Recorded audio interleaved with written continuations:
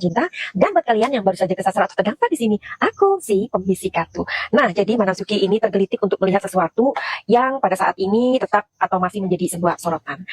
Ada seharusnya uang yang diberikan kepada kedua anaknya itu kan, yang tiga malah ya, tiga anaknya itu kan, yang disepakati adalah 75 juta per bulan.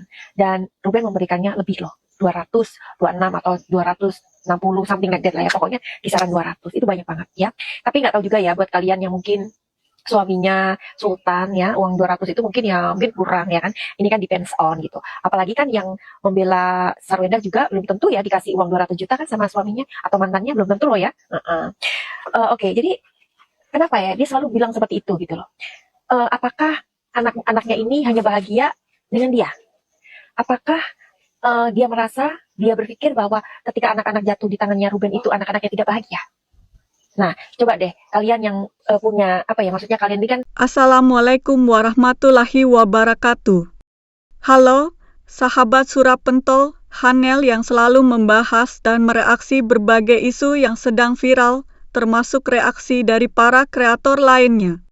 Kali ini kita akan membahas Sarwenda yang kembali menjadi sorotan setelah pernyataannya soal ingin membahagiakan anak-anak memicu banyak perdebatan. Di sisi lain, berbagai fakta mengenai nafkah anak, kesulitan Ruben Onsu bertemu anak, hingga dugaan aliran dana yang mulai diungkap justru membuat publik semakin terbelah. Benarkah semua yang selama ini dipercaya publik sesuai dengan kenyataannya?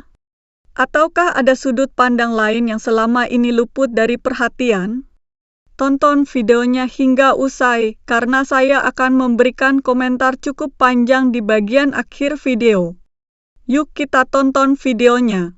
Ada dua kubu ya, mengidolakan Sarwenda berlebihan, ada juga yang mengidolakan Ruben berlebihan gitu ya. Coba deh, karena terus terang sih, kalau Manasuki ngikutin case ini, Manasuki itu I feel Ruben gitu loh.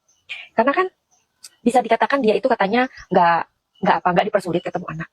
Tapi kalau dia nggak dipersulit ketemu anak, kalau ini kan di anunya aja, di apa tuh namanya, datangin aja di sekolahnya gitu kan ya, kata mak-mak yang pembelanya si Endah gitu kan ya, datangin aja. Tapi ketika Ruben datang ke sekolah itu nggak mudah, karena ada yang jaga, ada yang pokoknya agak dipersulit lah.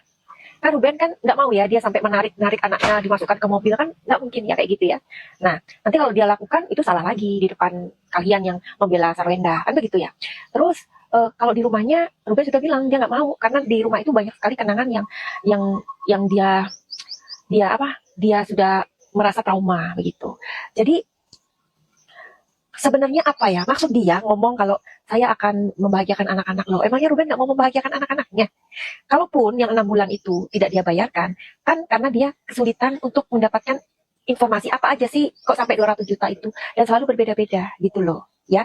Nah, buat kalian yang ada di side-nya Sarwenda, kalian kan yang bilang, oh kasihan Sarwenda, dia itu ditagih cicilan mobil, cicilan rumah gitu kan ya, dan Sarwenda harus bayar sendirian. Nah, pengacaranya Ruben sudah ngasih tahu kalian kan, akhirnya pengacaranya itu membuka bahwa ada transferan selama 14 kali, itu jumlahnya 250 juta, dan diberikan pada ayahnya Sarwenda. Nah, kayak gitu gimana dong? Gimana coba? Karena ternyata rumah itu yang sudah dibeli dia dengan harga 11 M itu digadaikan atau pokoknya dianggunkan ya ke mana itu namanya, ke bank, supaya dia mendapatkan uang 10 M untuk berbenah, dan uang itu dikirimkan ke ayahnya. Coba deh kalian, kalau misalkan, makanya kan Manasuki berkali-kali bilang, buat kalian yang ada di side-nya Sarwenda, kalau kalian jadi Ruben gimana? Udah itu aja. Karena kan Ruben ini perlu sebuah ketegasan, dia perlu memang kencang sekarang ini, karena kemarin-kemarin namanya dia itu dipelintir gitu loh. Nah sekarang kalau pengacaranya yang ngomong itu berdasarkan fakta, berdasarkan data, ya, karena pasti ada datanya, ada proofnya, ada buktinya, ya. Nah buat kalian yang membela si Sarwenda, ya kalian harus percaya itu fakta. Yang nggak ada fakta aja kalian nggak percaya. Ini disuguhin fakta kalian tetap nggak percaya. Lalu bagaimana? Hah? Oke, jadi Manasuki mau tanya yang tadi ya, kenapa kok dia selalu seperti itu? Ya, kenapa seolah-olah saya ingin membahagiakan anak-anak saya? Emangnya Ruben nggak mau membahagiakan anak-anaknya? Saya ingin anak-anak bahagia dengan saya. Emangnya kalau anak-anak tinggal sama Ruben, anak-anaknya itu nggak bahagia? Gimana sih maksudnya? Nah, coba ya Manasuki mau lihat ya, sebenarnya apa sih yang dia pikirkan tentang hal ini ya? Manasuki mohon izin untuk melihatnya. Nih, Five of Wands. Jadi Sarwenda, Manasuki ini melihat pikiran dia. Karena tarot ini adalah seni membaca situasi dan kondisi dan pikiran alam bawah sadar. Ya, di sini ada Five of Wands. Five of Wands ini mengartikan bahwa Sarwenda ini nggak mau anaknya itu kayak memilih Ruben. Kalau anaknya memilih Ruben itu berarti seperti ada sebuah persaingan. Mohon maaf ya. Dan ini prediksi, disclaimer dulu karena Mata Suki hanya membacakan arti dari kartu Five of Wands, artinya persaingan. Jadi dia nggak mau disaingi di depan anaknya, ya kan? Nah, di sini ada Death and Rebirth. Jadi di sini si Sarwenda ini berpikir bahwa perceraian itu kan kemauan dari Ruben. Jadi ya udah, ini milikku gitu loh, ya. Padahal buat kalian yang ada di side-nya Sarwenda, keputusan itu diambil, berpisah itu adalah keputusan bersama. Ingat ya, bersama. Tapi memang yang maju untuk melakukan gugatan yang pertama, itu memang si Ruben. Kan udah ceritain. Ya kan? Nah ini, Death and Rebirth. Jadi dia merasa bahwa, si anak-anak ini kan, si mereka ini kan sudah bercerai. Jadi itu atas kemauan Ruben gitu loh seolah-olah ya. Jadi ya udah ini anak-anakku gitu. Dan yang ketiga adalah the world. Jadi kalian semua pengen bahwa kalian ini hanya peduli sama perasaannya si Sarwenda. Ya, jadi kalian hanya terpaku sama dia, gitu. Apalagi yang perempuan pastinya kan, namanya juga single mom dan bla bla bla, pasti akan membela dia gitu. Ya, tapi gimana ya kalau misalkan kalian jadi Ruben yang uangnya habis-habisan, habis banget ya. Itu gimana sampai dikasihkan rumah sudah dibeli, tanah sudah dibeli 11 M, kemudian dianggunkan ke bank, terus uang tadi itu dikirimkan ke papanya Sarwenda. Ya, untuk membuat apalah itu ya, membuat bangunannya. Jadi gimana? Kalau kalian di side-nya Ruben gimana? Mau apa enggak? Kalau aku nggak mau, no. Teman-teman, setelah menyaksikan keseluruhan video tadi, izinkan saya menyampaikan pendapat saya secara pribadi. Ini adalah opini saya sebagai konten kreator yang mengikuti perkembangan isu ini dari berbagai sudut pandang. Jadi, kalian boleh setuju, boleh juga tidak setuju. Yang terpenting adalah kita tetap berdiskusi dengan kepala dingin. Kalau saya melihat persoalan ini, sebenarnya inti masalahnya bukan lagi soal siapa yang paling sering tampil di media atau siapa yang paling pandai membangun opini. Yang menjadi perhatian saya justru adalah bagaimana sebuah kalimat yang terdengar sederhana bisa memunculkan persepsi yang sangat besar di masyarakat. Ketika seseorang berkali-kali mengatakan bahwa semua yang dilakukan adalah demi kebahagiaan anak-anak, kalimat itu memang terdengar sangat baik. Tidak ada orang yang akan menolak tujuan tersebut. Namun menurut saya, persoalannya menjadi berbeda ketika kalimat itu mulai ditafsirkan seolah-olah hanya ada satu pihak yang benar-benar memikirkan kebahagiaan anak. Disinilah saya mulai mempertanyakan logikanya. Apakah benar seorang ayah yang tetap memberikan nafkah, tetap berusaha menemui anak, dan tetap ingin hadir dalam kehidupan anak-anaknya tidak memiliki tujuan yang sama? Bukankah hampir semua orang tua pada dasarnya ingin anak-anaknya bahagia?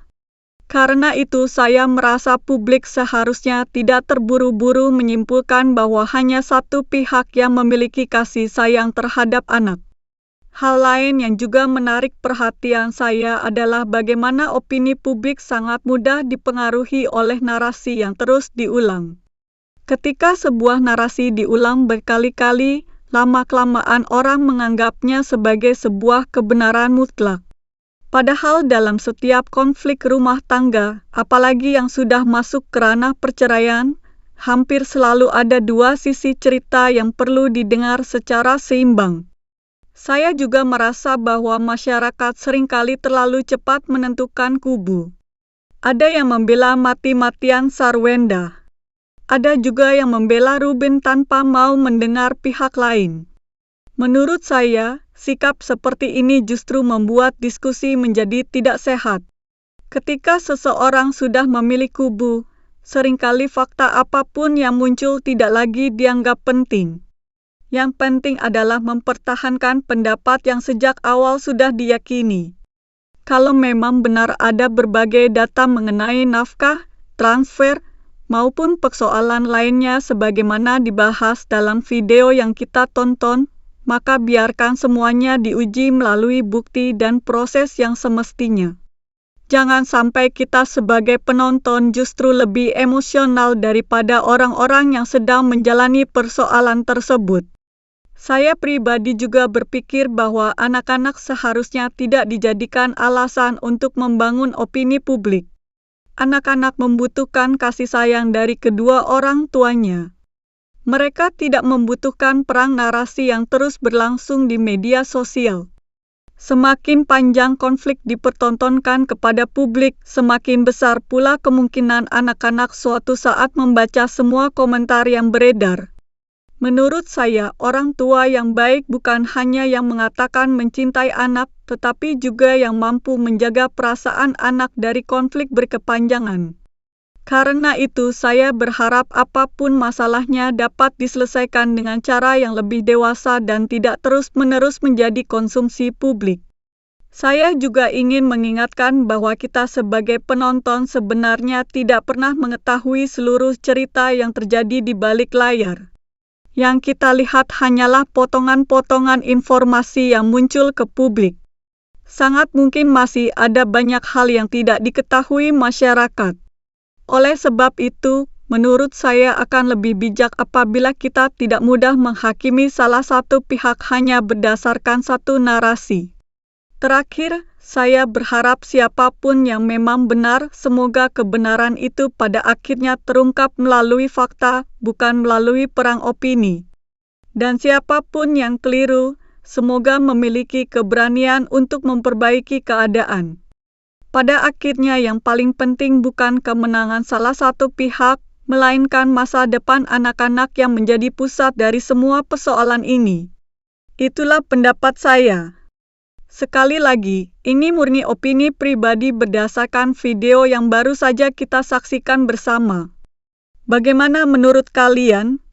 Apakah kalian memiliki sudut pandang yang sama atau justru berbeda? Silakan tuliskan pendapat kalian dengan sopan di kolom komentar. Jangan lupa untuk saling menghormati sesama penonton meskipun memiliki pandangan yang berbeda. Kalau kalian menyukai pembahasan seperti ini, jangan lupa dukung terus Hanel Surapentol dengan menekan tombol like, subscribe, dan aktifkan juga lonceng notifikasinya agar tidak ketinggalan video-video reaksi berikutnya.